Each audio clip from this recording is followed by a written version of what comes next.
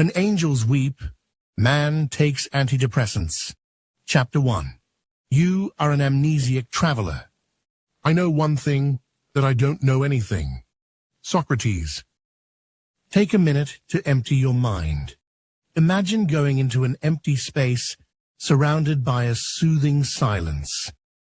Now imagine looking from that peaceful space down on Earth. Zoom on yourself. From this higher perspective, have a look. What do you really know about yourself? You don't know how you got here, have no memory, no awareness of entering this world. You don't know why you are here, when and where you will go at the end of this life. The best analogy is that of a traveler suffering from amnesia, who wakes up not knowing who he is, where he is, why he is there, and what happened to him. Without his memory, his identity is gone. His knowledge, skills, and abilities all gone.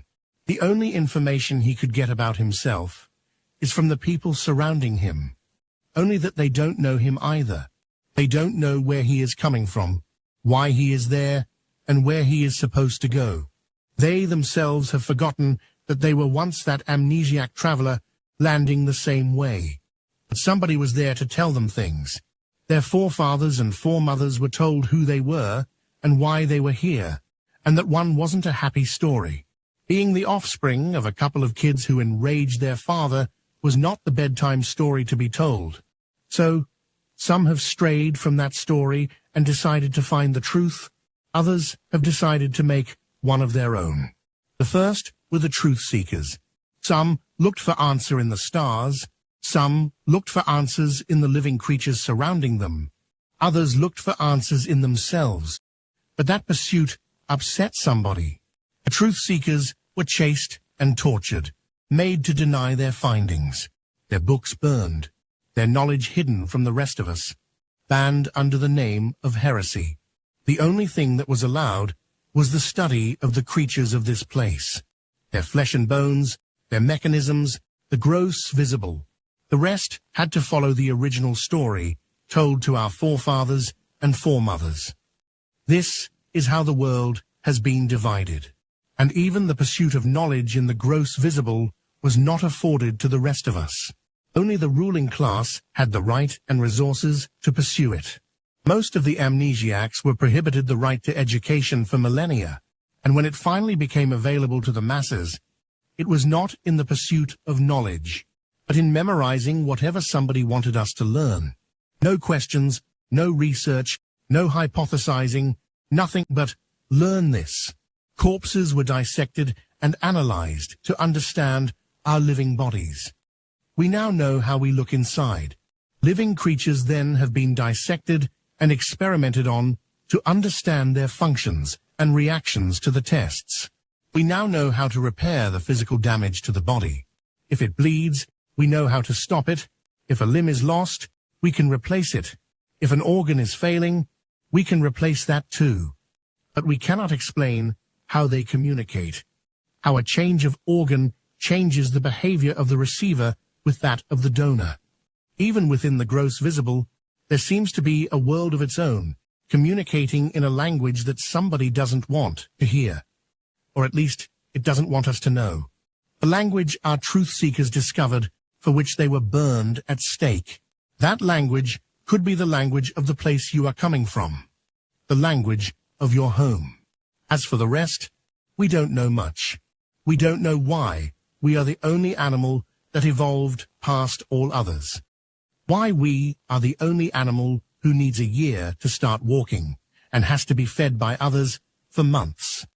Why we are the only creature needing clothes and fire to survive on this planet, nor why we are the only ones suffering from sunburns. We also don't know why we are the only species who cannot understand the language of this planet. Why other animals know when a cataclysm is about to happen, but not us. As you can see, we don't know much at all.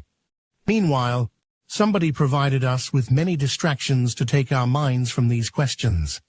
The body we are wearing was made on purpose, the temple of incredible pleasures, and the pit of hell itself. The gross visible has been designed to be the perfect cage for our lost memory.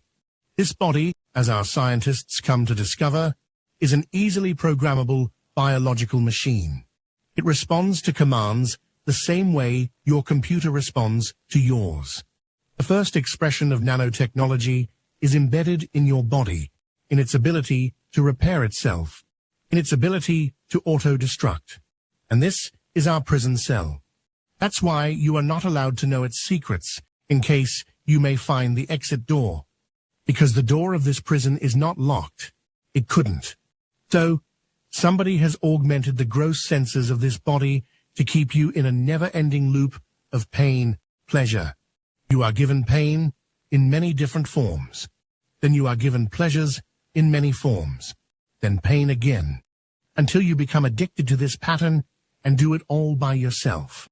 Your whole life pursuit becomes a race for pleasure and an attempt to escape pain. Each sense has been augmented to almost unbearable heights.